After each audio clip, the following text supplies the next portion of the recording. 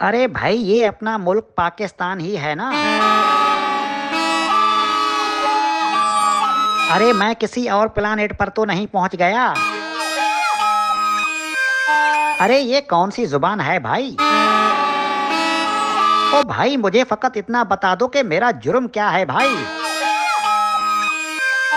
अरे भाई, ये क्या 77 सालों से इस मुल्क में रहने का किराया है या बिजली के 1 महीने का बिल है? बस इतना बता दो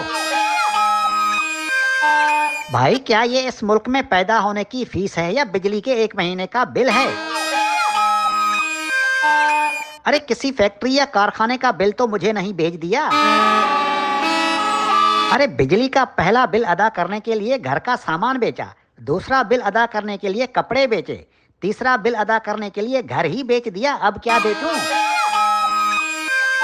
अरे मेरे पास तो ना घर है, ना ठिकाना, ना बल्ब है, ना पंखा। फिर ये बिजली का बिल किस लिए? अरे ये बिजली का बिल है या 300 अय्याश रहजनों के अय्याशियों का बिल? अरे जिन्होंने मुल्क के नाम पर कर्जे लेकर बैरूने मुल्क में जायदादें बनाई, जजीरे खरीदे, 1100 अरब के डाके डाले। अरे इन जाहिलों, नाअहलों, चोरों और डाकुओं के टोले ने औलाद समेत मुल्क में तबाही मचाई हुई है भाई। अरे सांडे का तेल और टिकट बेचने वाले टोले ने औलाद समेत मुल्क में तबाही मचाई हुई है।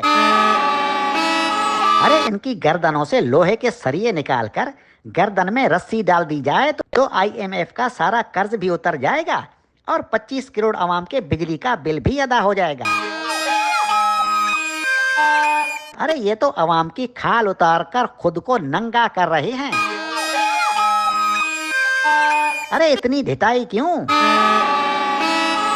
इतनी बेहयाई क्यों? कुछ तो कहो, कुछ तो बताओ कि ये बिजली का बिल है या मौत का संदेशा। अरे भाई माफ करना, अब याद आया आज हमारी आजादी का दिन है। अरे लेकिन कोई आजादी का मतलब जानता भी है? अरे कोई सुनता क्यों नहीं? अरे कोई बोलता क्यों नहीं? अरे ये कौन सी आजादी है भाई?